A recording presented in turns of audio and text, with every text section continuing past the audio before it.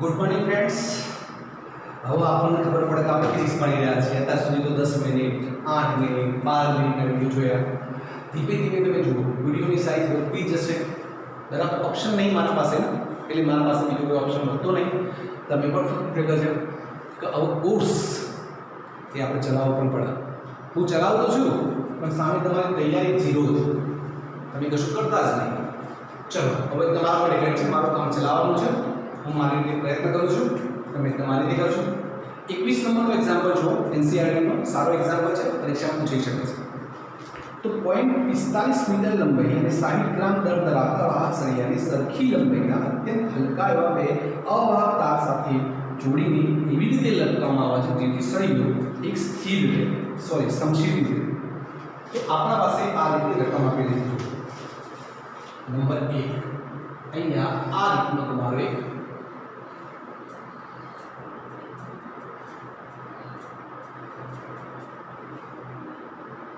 આ એક સળિયો છે, બરાબર. આની લંબાઈ કેટલી છે જુઓ, આની લંબાઈ તમને આપેલી છે 0.45 મીટર. તો સળિયાની લંબાઈ 0.45 મીટર, એનું દળ કેટલું આપેલું છે 60 ગ્રામ. વાહક સળિયાને અત્યંત હલકા એવા અવાહક તાર સાથે જોડીને આ રીતે જુઓ. અહીંયા આ રીતનો એક અવાહક તાર છે અને બીજો એક આ અને એક દીવાલ છે. આ દીવાલ છે, આ જે છે એ અવાહક તાર છે અને આ જે છે એ તમારો સળિયો છે. તો આ સળિયો એવી રીતે સમસીતી જ રહે, આ રીતે ના રહેવો જોઈએ, સમસીતી જ રહેવો જોઈએ. આ રીતે બે અવાહક તાર છે, દિવાલ ઉપર લગાવેલા છે અને એના ઉપર આ રીતે સળિયો ગોઠવેલો છે જેથી સમસીતી છે. એવું કહે છે સળિયામાંથી 5 એમ્પિયર પ્રવાહ પસાર થાય. એટલે પસાર થતો પ્રવાહ કેટલો આપેલો છે 5 એમ્પિયર. સળિયામાંથી 5 એમ્પિયર પ્રવાહ પસાર થાય છે. માની લો કે આપણે એવું લઈએ આ દિશામાંથી પ્રવાહ પસાર થાય છે 5 એમ્પિયર, બરાબર. એટલે અહીંયાથી પ્રવાહ બહાર નીકળશે, સમજી શકાય. તો સળિયાને લંબરૂપી કેટલું ચુંબકીય ક્ષેત્ર લગાડવું પડે જેથી બંને તારોનું તણાવ પર શૂન્ય થાય. અહીંયા લગાડેલું ચુંબકીય ક્ષેત્ર શોધો કે જેથી બંને તાર પર ઉદ્ભવતું તણાવ બળ શૂન્ય થાય. બરાબર, આટલો પ્રશ્ન આપણને અહીંયા પૂછ્યો છે. આમ તો કંઈ 8 પ્રશ્ન નહીં, તમે આરામથી સોલ્વ કરી શકો છો. બરાબર. હવે તમે વિચારો છો અહીંયા કઈ રીતે કોના પર બળ લાગશે તો તમે તણાવ બળ શોધી શકશો. જુઓ આ સળિયાનું દ્રવ્યમાન કેન્દ્ર અહીંયા આવે, મતલબ આ દિશામાં સળિયા પર કયું બળ લાગે વજન બળ. આ વજન બળ આમ લાગતું હોય તો આ સળિયા પર આ દિશામાં શું લાગે તણાવ બળ. કેટલું તણાવ બળ અહીંયા પણ લાગશે કારણ કે બંને સેમ સળિયા છે, અવાહક તારો છે. હવે તમે વિચારો અહીંયા શું થાય, આ સળિયો સમસીતી જ રહે છે એનો મતલબ વજન બળ બરાબર તણાવ બળ હોય. પરંતુ અહીંયા એવું કહે છે કે તણાવ બળ શૂન્ય થાય એ માટે તમારે અહીંયા ચુંબકીય ક્ષેત્ર એપ્લાય કરવું પડે. કઈ દિશામાં ચુંબકીય ક્ષેત્ર એપ્લાય કરવું પડે, નીચેની તરફ કે ઉપરની તરફ. હવે તમે નીચેની તરફ બંધ કરો તો આ તો 0 થઈ જવાનું છે, આ બે 0 થાય. તો આ બે 0 થાય મતલબ નીચેની તરફ ચુંબકીય બળ લગાડો, વજન બળ લગાડો, સળિયો નીચે આવે. તો તમારો સળિયો સમસીતી જ રહેવો જોઈએ, સમસીતી જ રહેવો જોઈએ. એનો મતલબ કે જે દિશામાં તણાવ બળ છે એ દિશામાં તમારે ચુંબકીય બળ એપ્લાય કરવું પડે. જો હું આપણે એક્ટિવ ડાયાગ્રામ જોઉં, ફ્રી બોડી ડાયાગ્રામ, અહીંયા નાનો સળિયો છે તો આપણે એકોર્ડિંગ માર્ક કરીએ. આ દિશામાં વજન બળ લાગે, આ સળિયાનો પોઈન્ટ છે. ઉપરની તરફ એના પર કયું બળ લાગે છે તણાવ બળ T + 3 2T લાગે ટોટલ. હવે તણાવ બળ ના લાગે તો એ વખતે એના પર કયું બળ લાગે વજન બળ, ચુંબકીય બળ. આ સળિયા પર લાગે ચુંબકીય બળનું સૂત્ર શું થાય બધાને ખબર છે, I + B મતલબ I A B લાગશે. આ પહેલા માટે થાય તો આપણે લખી શકીએ સોલ્યુશન. અહીં તણાવ બળ શૂન્ય થાય તે માટે લગાડેલ ચુંબકીય બળ ઉધ્વ દિશામાં હોવું જરૂરી છે, ધારો તમે અહીંયા સૂત્ર લખો શું થાય, ઉપરની દિશામાં લાગતા બળ 2G + ILB = અધો દિશામાં લાગતું બળ. પણ અહીંયા તણાવ બળ 0 છે, તણાવ બળ 0 એટલે આ 0 થઈ ગયું. મતલબ અહીંયા સૂત્ર શું મળશે ILB = mg. therefore B = સૂત્ર શું થાય mg/IL. m ની કિંમત કેટલી છે સળિયાની લંબાઈ 60 ગ્રામ છે, 60 ગુણ્યા 10 ની -3, જીની કિંમત 9.8 લઈ લો. અહીંયા પસાર થતો પ્રવાહ કેટલો છે 5 એમ્પિયર અને સળિયાની લંબાઈ 0.45 મીટર છે, એટલે તમને ચુંબકીય ક્ષેત્ર મળી જશે. કેટલું વર્કઆઉટ થઈ ગયું? 0.2613. અહીંયા તમને ચુંબકીય ક્ષેત્ર 0.2613 ટેસ્લા મળશે. આ ભાગ નંબર 1 નું સોલ્યુશન કરો તો તમે અહીંયા ચુંબકીય ક્ષેત્ર આ દિશામાં લગાડો. કેટલું? 0.2613 ટેસ્લા. અને વજન પર લાગશે. ચુંબકીય ક્ષેત્ર અને વજન પણ બંને ઇક્વલ થઈ જશે, સળિયો સરખા હશે. તણાવ પર નહીં હોય છતાં તણાવ પર શૂન્ય હશે. શૂન્ય થાય અને સળિયો જો તમારે સ્ટેબલ રાખવો હોય તો લગાડેલું ચુંબકીય બળ 0.2613 ટેસ્લા હોવું જરૂરી છે. હવે ભાગ નંબર બી માં પૂછ્યા શું કહે છે? આ તો ભાગ એ હતો. હવે બહાર સળિયામાંથી પસાર થતો પ્રવાહ ઉલટામાં આવે ત્યારે કુલ તણાવ બળ શોધો. પ્રવાહ ઉલટાઈ ગયો, પ્રવાહ તમે ઉલટાઈ ગયો તણાવ બળ શોધો. ચલો આપણે હાલ તો સ્ક્રીનશોટ લઈને અટલું કરી લેજો, સ્ક્રીનશોટ લઈ લેજો.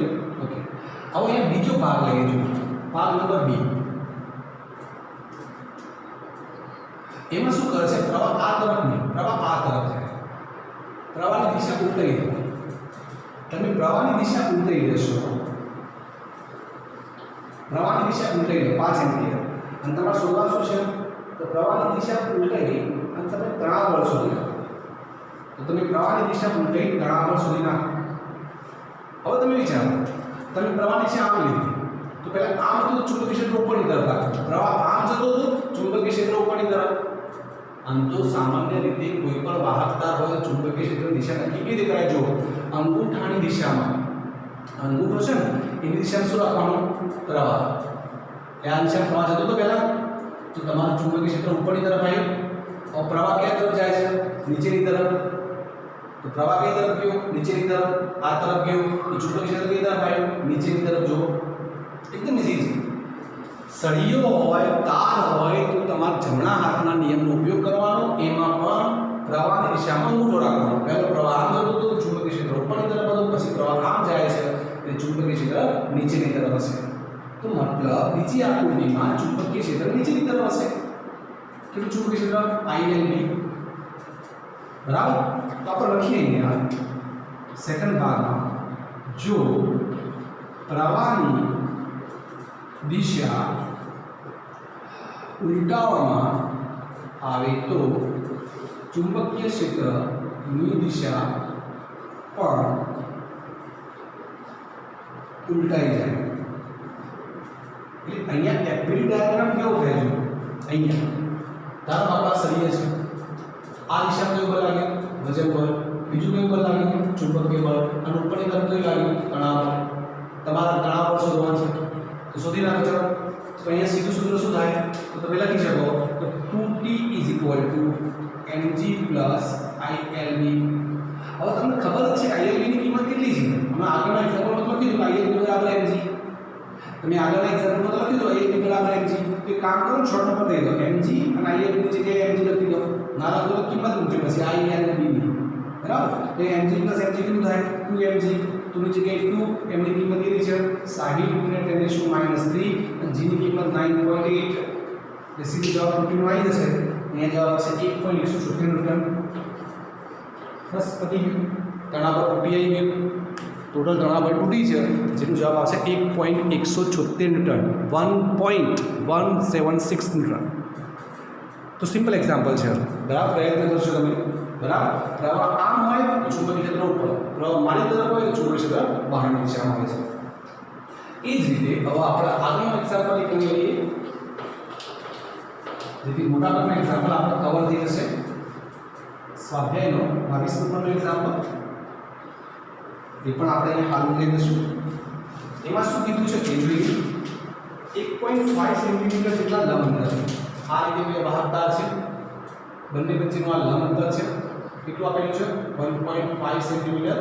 આ બંને વાહકતા વચ્ચેનું લંબ અંતર 1.5 સેન્ટીમીટર છે. 70 સેન્ટીમીટર લાંબા બે સમાંતર તાર. આ તારોની લંબાઈ કેટલી આપેલી છે આપણને? 70 સેન્ટીમીટર.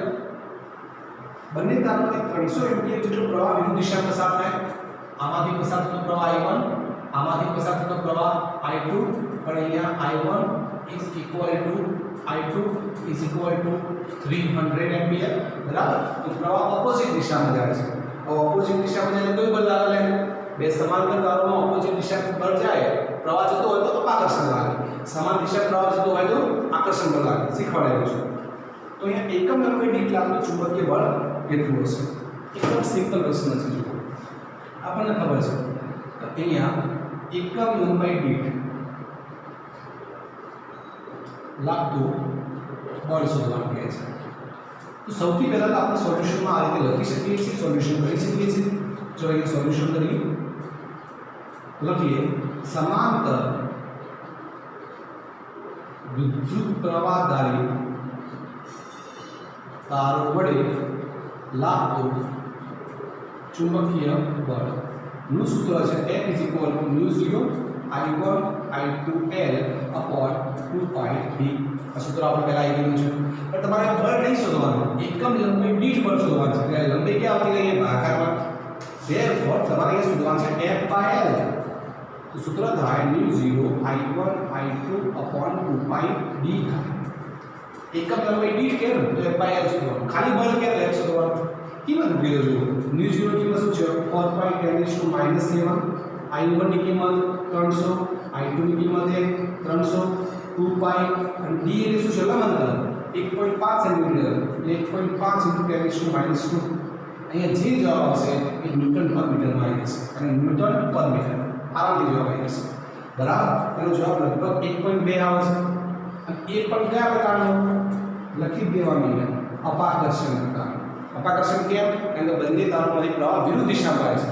જો એક જ દિશા વહેતો હોય તો આકર્ષણ આવે, અને વિરુદ્ધ દિશા વહેતો હોય તો અપાકર્ષણ આવે। ખબર છે આપણને, થિયોરેટિકલ બેઝની અંદર ભણી ગયેલા છે, સૂત્ર પણ થિયરીની અંદર આવે છે, એનો ઉપયોગ કરવાનો છે અહીંયા। તો હવે મેં જે અહીંયા એક્ઝામ્પલ બનાવ્યા એના પછી એનસીઆરટીની અંદર બુકની અંદર લગભગ 5 કલાકનું એક્ઝામ્પલ બાકી રહે છે બરાબર। અને ગેલ્વેનોમીટરની થિયરી છે।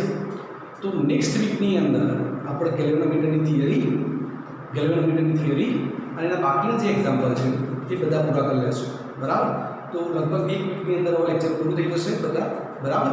હોમવર્ક જે છે હું હવે થોડા ઓનલાઈન લેક્ચર્સ વચ્ચે ઇન્વોલ્વ કરતો રહીશ। ઓકે, તો બેસ્ટ ઓફ લક, સ્ક્રીનશોટ લઈ લેજો।